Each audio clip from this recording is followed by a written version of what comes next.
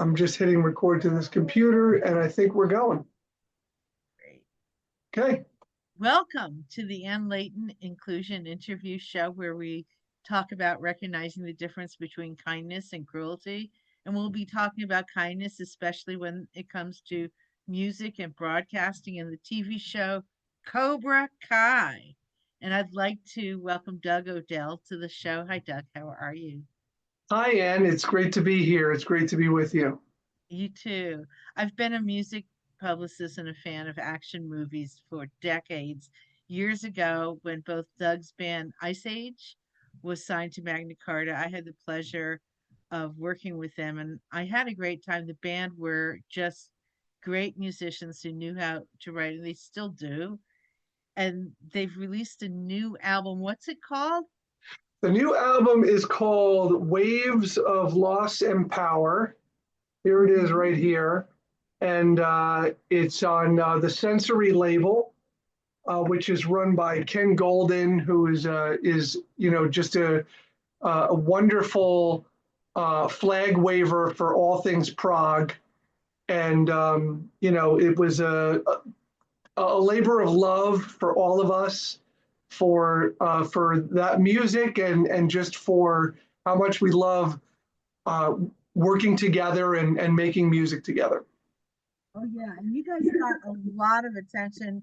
That album, including what was this music video, the first music video called? Yes. So the first the first video was the Needle's Eye, and yes, there was a nice bit of buzz around that because it was the first thing that we had put out into the universe, literally in decades. And then we also did a video for a song called River Flow. That's Yeah, on the album. yeah, that was an amazing, and the feedback that was on everybody's top 10 list practically when And that I was. mean, we were humbled and really grateful and excited at the reception that we got, especially after being away for so long. We live, in this social media, universe that we're in. Everyone has such a short attention span. So it was just so wonderful that there's people out there that remember Ice Age and remember those incredible first two albums that they did. Right. And then, here we were kind of picking up the torch and carrying it forward. Were you guys all playing out, or were you doing day jobs? What were you doing in the meantime, and what made you reconnect with So, I mean, us? everybody has day jobs, and I've worked in digital media for my entire career, but also as a musician, I've done a lot of sideman work as a recording, studio session guy, and also very much as a sideman, um, you know, touring. I did some touring with Ted Poley, Hmm. for many years. I was the MD of his solo band, and Ray West, that was in the band Spread Eagle, had a solo band called APW, All Points West, and I was in his solo band for a while. And I've done a ton of other things. I've also done, corporate gigs and weddings and, anything and everything that you can imagine. I had a whole time in the tribute band universe. I played in a whole bunch of different tribute bands over Wow. the years, and always enjoyed the theatricality of doing tributes. So yeah. Well, Hal has also done a lot of other stuff. Hal had a band called Cold Steel before he was in Ice Age, and actually Cold Steel got back together at a certain point. I'd say a little over 10 years ago, maybe 10, 12 years ago, and I actually got to be a session player on that Cold Steel EP, and it was great to play with Hal. And to answer your question about how we came back, so Hal hosted a gathering at his house around 2015. So we're talking 10 years ago. It was the summer of 2015. And we all got together, and it was very casual. But Hal had said, I want you guys to bring instruments. And everyone was somewhat reluctant because that's not really the kind of guys that we are. We're not jamming guys. We're not the annoying, bro in the corner with the acoustic guitar at the party playing Wonderwall. That's just not us. So we brought our instruments and we like huddled in one room, and all of a sudden it was just immediately apparent that the magic was there. And here's Jimmy, coming up with parts and presenting riffs, and everyone's just kind of jumping in and reacting to what he's doing. And it became very obvious in short order, wow, like there's still something here. And so we started getting together more formally in a studio and writing. And then writing was something that we were just doing on an ongoing basis. And when COVID hit, we were right in the thick of it. And we started using a software called Jamulus. So, if you're using something like Google Meet or Zoom, you can't really play music with people because there's going to be a lag. Right, delay. What this software Jamulus does is, if one person is actually hosting a server locally, and thankfully we had Jimmy as our tech guru to host the server, and then we all use this software, and we were actually able to all be plugged into it and be able to rehearse together and write music together virtually during those really tough times of the pandemic when we couldn't get into a room. And we really finished writing the album for the most part that way. And then, we got back together in person when we really had to sew everything together and record. Right. And you've done a couple of shows. The band has done some shows here and there.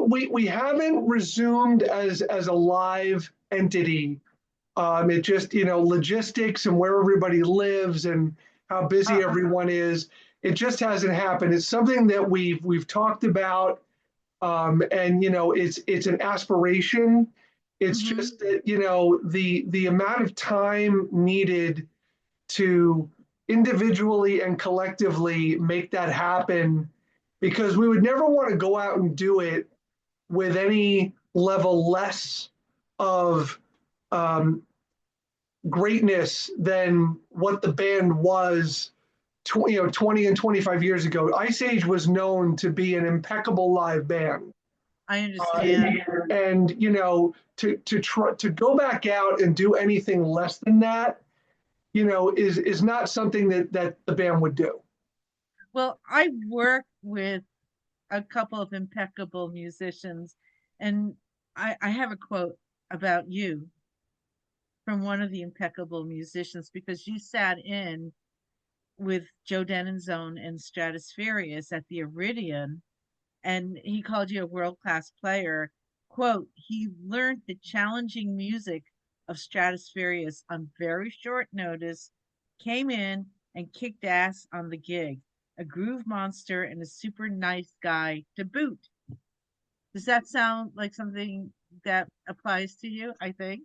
I mean, that is so humbling to hear, because, Joe is an incredible musician. And, now that he's in Kansas, it's just amazing. And I'm so happy to see that, he's been toiling away with Stratospheerius for a long time, and writing great music. And what an incredible band that he has. He's had a lot of people kind of come in and out of the band over the years. And I feel like the lineup that he has now, with MQ on guitar and wonderful, incredible drummer, Jason Gianni, who's just, again, like one of the nicest human beings, and an amazing drummer. and so if you're a rock violinist, to me, like to get the job in Kansas, Right. it's like what better, it's just like a dream come true. I can imagine it must be for Joe. So It is. it was wonderful to have that opportunity to step in and help them out. And I've played with Jason in a couple of other iterations. So this wasn't the first time Jason and I got to play together, but Right. every time I get to play with Jason is a pleasure. And getting to play with Joe and also Bill Hubauer, who's just an absolute legend musician. I mean, like the honor for me to be on the stage with those guys, Yeah. it's like wow. I'm Like yeah, Phil's discography and live band energies has really blown me away. So it is amazing, and he's so sweet. And I I periodically I'll check out recordings he's on. So I love him. You and I that's when felt like I reconnected with you, and I think reconnecting with you on social media was a gateway for this interview. Uh, absolutely. yeah. Yeah, because I saw your posting and it immediately resonated with me because, I'm one of those people that fell in love with those Karate Kid movies. It was such a Hmm. big part of my childhood, and the storytelling and that relationship between, Mr. Miyagi and Daniel was such Hmm. a heart center of that storytelling.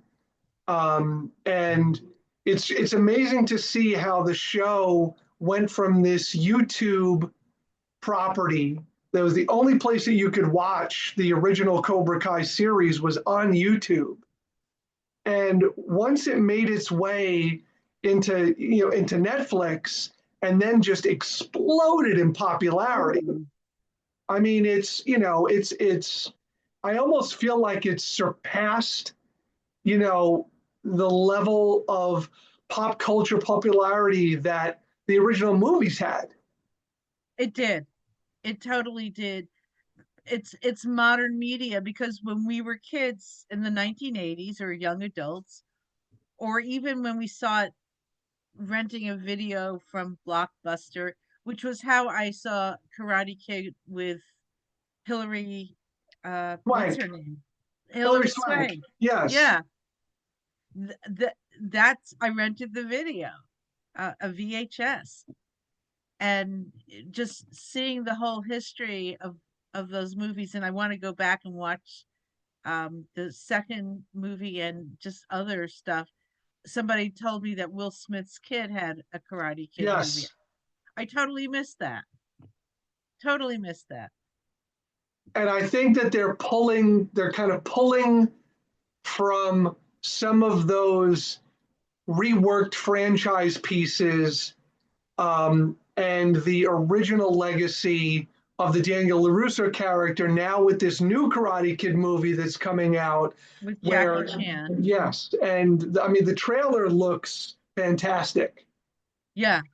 And we're all wondering what that's going to be. And because the way the show ended, and I don't think we're giving spoiler alerts because I have a feeling that most of the people that are watching this when it comes to Cobra Kai have seen it, because when it comes on Netflix, it's easy to binge watch it or to get it done over the course of 4 days or something like that. It just is. If you're busy and, oh, I'm only gonna watch one video per day. No, you're not. You get sucked in because the way they give you those cliffhangers at the end of an episode, it lends itself to wanting to keep going. Yeah. Johnny, I saw some write up early on about the series about Johnny Lawrence, quote, being a loser in it. And I could never understand that. And I don't know if it had to do with his music or his emotional struggles, because you could see him trying and wanting to do the right thing. Don't you think that? I do think that. I think that it seemed to me that in the early part of the first couple of seasons, it very much felt like they were still leaning into the idea of this is the villain. This is the villain that we remember from the first two Karate Kid movies. But as you said, there was something in there where there was a good person trying to fight their way to emerge. Yeah, And yet his own character flaws would kept getting in the way of that happening. he was helping Miguel. And I think after Miguel was injured by Robbie, which was Daniel LaRusso's prodigy of all people, who struck first? Who showed no mercy? It just seemed like Miguel, that point where he just stayed in the hospital with Miguel half the time, that was that was proof. That was a character study in a half. I And I felt think, like where he had felt that he failed Robbie as a father, yeah, if he saw an opportunity to be a father figure to Miguel where he could, make good on it and not have to live in the shadow of his shame and his past mistakes. right. And yeah, that like you said, it showed um, a side to him that was developing, and the more that he lead into that caring, it helped him grow as a person. And I feel like if you look at the whole arc of the show, from where in the beginning, where he's clearly, we're picking up where we left off, and here's the villain, the bitter villain from the Karate Kid movies, and then the redemption where he actually, in his mind, gets a redo of the All Valley by Yeah, having the senseis have to do the final match, and then uh, it just feels like a full redemption of everything that he's gone through and all of those struggles and feeling like a failure. And now, he's actually got people around him that truly care about him and that are lifting him up and giving him that support where he can finally be the person that he was always meant to be. yeah, and you really saw the people not just when they were running, but when they were doing the competition, and the film directors kept flashing to the bar where there were people, come on, and they were mad at the other guy. The I don't remember what the name of the team was, but The was it the Iron Dragons? that was it. That was it. Yes, and that was it was Sensei Wolf. Thank you for that. And there was when Johnny and Sensei Wolf reconnected initially in Barcelona, it was your diet stinks and look at my diet, that type of thing. You sort of knew that those two would be competing all the way through. You didn't know, but you did know. There was some really uh, interesting flashbacks and uh, story building, especially like everything that you learn about uh, Kreese's history with Terry Silver Hmm. and the origin of Cobra Kai karate. And I really enjoyed that. And I also was surprised, pleasantly surprised that they also included a redemption arc for John Kreese. Yeah, I was really surprised about that, but that that probably was a good thing. It was. I'm not going to say how it ended for those two, but seeing Kreese in Barcelona going, no, this isn't right, and you could see the way he showed it on his face. Such a great actor, and Definitely. yeah, I don't know if Kreese or Johnny Lawrence, either one of those two will get nominations for Best Supporting or Best Actor, but they both are worthy of it. Absolutely. I mean, there's some excellent acting and excellent casting, across the board, and it's it was a really good show. I feel like it's difficult when you go into the realm of episodic television where you've got multiple seasons of something. I think it's important to know when to say when, and when like not to kind of overstay your welcome and keep going and going and going just for the sake of it, because you feel like there's enough of demand and people want to keep, getting paid. And so I think there's something to be said for having that discipline of knowing, you know what, we've told this story and now let's wrap it up. And so I respect that they've done that with this show instead of just, kind of diluting it and going on, indefinitely.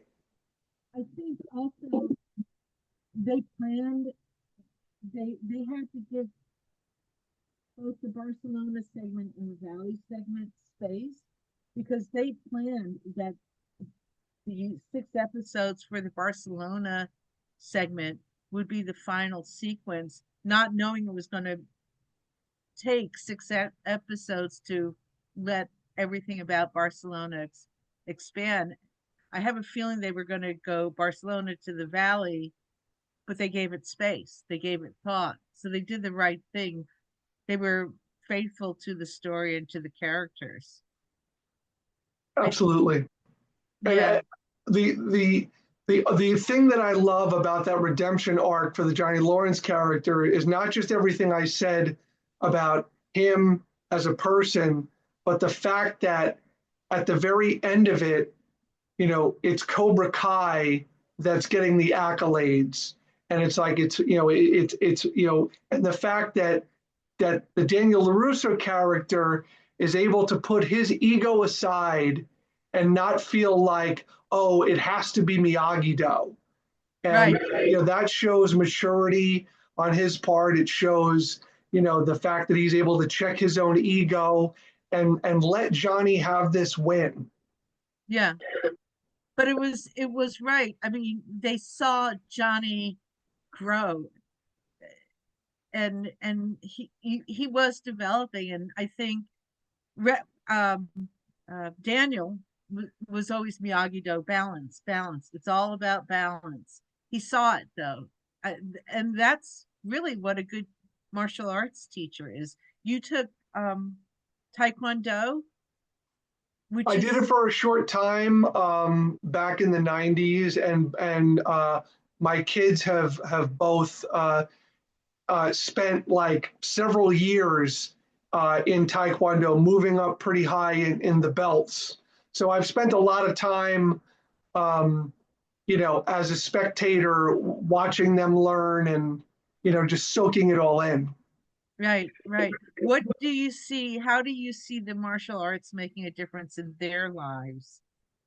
And Um, also your observation of it in your life. well, the courtesy and respect were two kind of mantra words that would come up a lot in when the masters and the sirs would talk to the students about how to treat, and they wouldn't just talk about it in the context of what happens on the mat, but they would say, this is how you need to treat yourself. You need to treat your fellow students. This is how you should treat your friends, your family members. There was a bigger picture philosophically and spiritually about this isn't just about what you're doing and these techniques that you're learning, but this is about how you should conduct yourself in life, how to treat other people, how to treat yourself. And the physical fitness aspect of it is self-evident and it's great. It's a wonderful way to stay active And I believe, I have an 18-year-old daughter, and I believe that, living in the modern world, if you're a woman, you should have some self-defense. Yes. You should know how to defend yourself because it's a scary world out there. And I feel the same for my son. And also, I think that there's a self-esteem building component that comes with the confidence that you get, and uh, they really build you up, and they really give you a chance to feel great about yourself and see incremental progress as you learn and perfect techniques and as you rise through the ranks and go to higher belts. It's a beautiful thing. What are your thoughts when you see actors on TV portraying a bully as a martial arts sensei or sifu coach? It can be triggering, and especially because I feel like when I think about a bully, I feel like in a lot of cases, someone that becomes a bully is it's learned behavior, and they've been victimized themselves.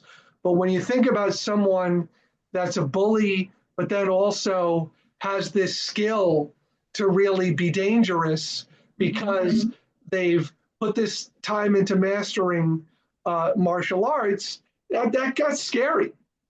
It is scary. That's really a true take. I've noticed that as maybe part of a formula in some of the martial arts movies, including parts of Cobra Kai. Years ago, Chuck Norris movie Sidekicks. Do you remember? You saw that. Look at Yeah, that. And I've always loved martial arts movies, and um, there was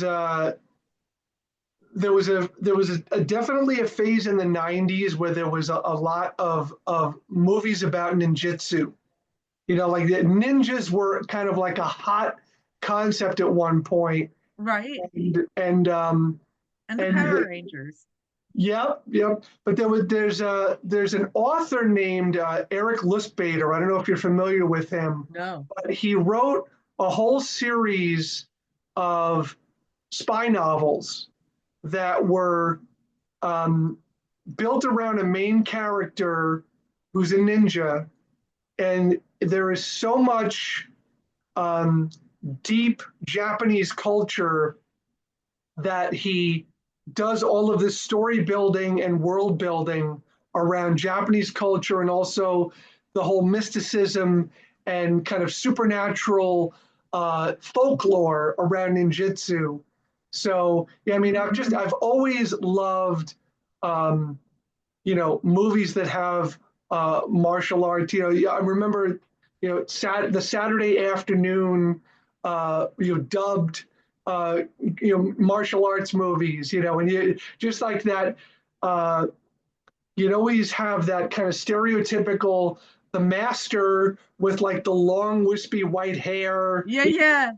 And and just a lot of very similar kind of revenge tales, but Right, right. just amazing stuff. I mean, like The Crow is another movie, Ah, right? I mean, that's Brandon Lee. yeah. I mean, just incredible choreography with the fight scenes in that movie. Hmm. The Matrix and the John Wick movies. I love the fight choreography in the John Wick movies. Sure, sure. There's a, I mean, we're gonna go back to the Hong Kong movies and the heroic trio Girl Power, which is a wonderful movie. But let's go back to the guy with the white hair. You had they gave that in the Cobra Kai movie, Yes, and the yes, girl got him good. yeah, that was incredible. Yeah, yeah, and he was a hard nut to please. He was very harsh. No mercy. It also makes me think of did you see the Kill Bill movies? I saw, yeah, I saw the one where in Japan, and I think David Carradine was killed in this movie, if I'm not mistaken. Am I wrong? Yes. So I don't, they kind of blend together because it's one story that's spread out, but there's this whole backstory where um, uh, characters go to study with this master who also trained Carradine's character, and again he's that you know stereotypical long white hair, incredible master who also happens to be kind of grumpy and like not really no warmth to his Right. personality, just like kind of like a nasty old curmudgeonly person. Um, but yeah, I've just always loved that trope, as Yeah. it's been used and reused. Well, Quentin Tarantino is makes some really violent and great films. His whole thing is though he wants people to watch the films. He's got stories the first time he went to a movie and because it was a black exploitation movie from the 70s, and he saw the violence and everybody was outside whereas nobody was outside for an art film. That's his genre. Does it have, and Sam Raimi, does it have a good fight scene? Does the movie start with a fight scene? And I, Yeah. well, I feel like Tarantino has really done such a great job paying homage to all of the things that he loves about classic cinema. Whether it be the spaghetti westerns Hmm. or the kung fu movies, like everything he does, you feel the love of Yeah, that classic detail. era of movies. Yeah. And I came out of Once Upon a Time in Hollywood thinking, God, if only that had happened. Yes, The right? Tate murders. Yeah. Lobianco Tate murders. Yeah. Where's Brad Pitt when you need him, etc. Yes. I loved that movie. I've rewatched that movie several times and I absolutely love it. Cool, cool. I Are mean, I just you hmm go ahead. are you comfortable with that Bruce Lee scene where he's an asshole in the movie? I mean, that was interestingly played. I mean, it begged the question of like, wow, like I wonder what he was really like, because I feel like history um, has uh, set a certain perception of him as not being that. Yeah, the philosopher. Yes. And like everything that you were saying about like the Miyagi-Do philosophy of balance, like him being the epitome of that and being someone that appreciated multiple styles of martial arts and incorporated it together, and being such a visionary and an artist, like a filmmaker, martial artist. He was so many things. So it was interesting to see that take. And obviously, you realize this is a fictionalization and, it's an exaggeration, but, seeing him get his ass handed to him was funny. Yeah, that's true. That's true. That was funny. Yeah, and I think Kurt Russell was the stunt coordinator that was pulling every stop, if I'm not mistaken, wasn't he? Yeah, Okay, I remember well. yeah, it Okay. was, it was great. It was great. I mean, and I loved the chemistry between, the Brad Pitt character and Leonardo.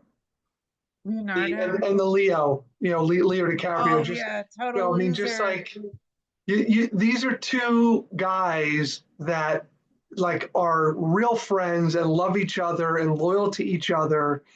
And it's interesting that like that was really for me the heart center of that movie was their bond. Right. I just called Leonardo his character a total loser, but I'm kind of wrong because I'm remembering he just didn't he was kind of wimpy. He didn't want to fight and he wanted to smoke or drink or something like that, and that was him, right? Yeah, it felt like he was in that twilight part of his career where he had lost his confidence and he wasn't really able to get, he had become typecast as like this guest star bad guy in other people's shows, and he felt fame slipping away, Right. and and he was becoming desperate. Gotcha. Were there in Cobra Kai, you as a father, you're looking at all the kids and their dramas, their relationships. Were there any kids, kids growing up in that series that had an impact on you, or watching Redemption, let's say? Just what quickly comes to mind is them flying out, having to fly out, one of the kids to take someone's place in Barcelona. He's like, I'm not gonna, because I was cheated out of this. Were there any characters that whose story hit you the right way, that you related to? Absolutely. So the the two the guys that call themselves the binary bros, the nerdier, Ah, yeah, yes, the nerdier dude. You had, MIT. We're going to yeah, you had MIT. Hawk, and was it Dante? Don, I think Yeah, so. I think it was Dante. Um, you know, when Hawk was getting bullied, and when that other kid that was a bully was calling him Lip, because he had that, I guess it was maybe a birth defect or whatever it was, and just seeing how crushed he was, and powerless he felt at being bullied. I just remember, my own awkward teenage years, and thankfully I didn't have anything like that went to that extreme, but I definitely, was able to, it resonated for me, just that the awkwardness, Right. and the desire to want to fit in, but not really having a definitive place that you fit in. Like it, I went to, I grew up in Yonkers in Westchester County, and in my high school, you had the jocks, and you had, you had the muscle car guys. There were these very, kind of stereotypical social pockets, and I didn't fit into any of them. I just, I was not, I was not any of those things. I was something else, and so the awkwardness, and so what I really did relate to for those characters, like Hawk and Dante, is that they were able to become passionate about something, where they were able to become confident enough and take that confidence and then able to project it into the other areas of their life.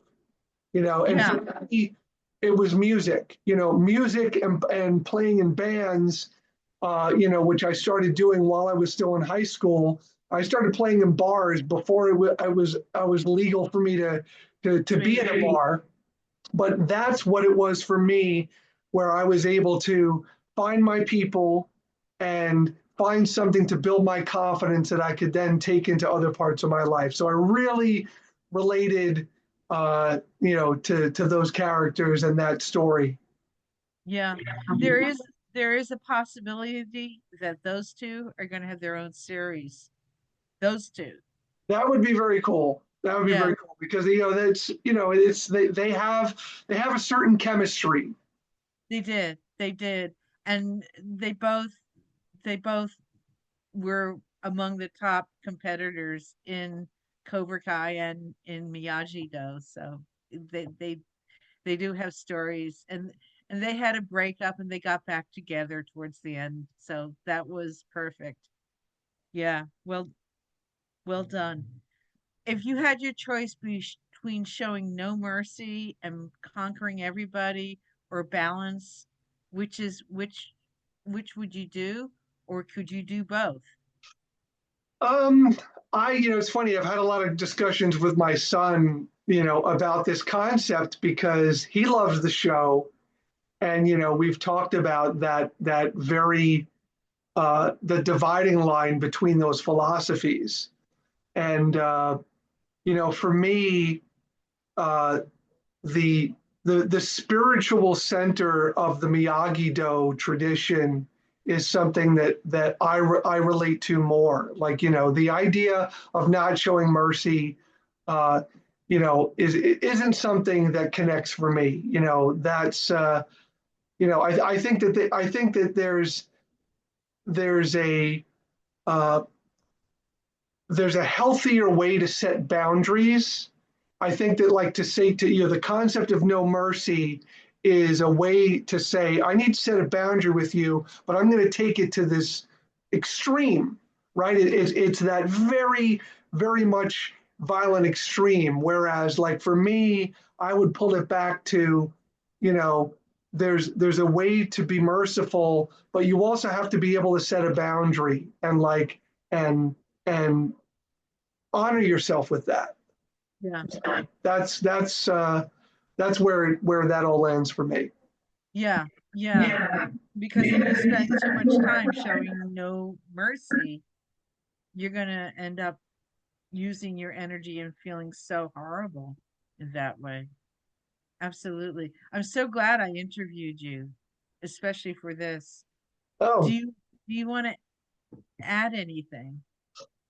I just want to say that it's been great reconnecting with you, and for years and years, we all of us in Ice Age talked about the amazing job that you did for the band back when when you were working for Magna Carta and working with the band, and it just you made things happen that seemed almost impossible, given uh, the fact that it was an independent label, and yet, like, here you were, getting like Billboard and Goldmine and like major instrument magazines like into the mix of things. So I've just always been a fan of you, and I want you to Oh, know that, like, I'm still a fan, and I see what you do for Joe and Stratospheerius and for other artists, and just that you have such, a voice unto yourself, that I do. creatively. And I'm just a fan of you, and keep doing what you're doing. Thank you. I didn't I'm thankful for that, and I'm a fan of you guys. And I was really grateful. I did get a note from Josh before the release of River Flow, that video, and I like that. One more thing I want to add, because I googled in the Japanese meaning for Sekai Takai, Okay. Sekai Takai. Yes. It means World Handicraft Association. And I like Interesting. that. Yeah, because kung fu, martial arts, that's I studied kung fu. That is hard work. That's what the word kung fu means in Chinese, one of the Chinese dialects, hard work. And that's true. They worked really hard and like being a musician and things like that. And I think that's what I like to believe I go about when I'm promoting, publicizing my artists and paying attention and going through the details. And I love the work that I do. And I'm grateful. I'm also grateful to connect with you. Your passion for the music shines through, and that's a genuine thing, and that's, I think, what people see, that you're not just writing about something because you have to. You're writing about something because you do care about it and you like Yeah. it, and then that's the difference. Yeah. No, I'm thankful. I'm thankful to all the artists I've worked with. 99.9% of them have been angels and not the crazy, crazy master Iron Mountain, Iron Claw. What was Iron Dragon The guy? Iron Dragons, yes. Wolf. Ow! So I'm thankful. So thank you so much. And I appreciate this. And we will talk soon. Awesome. Thanks for the talk. It was great. Thank you.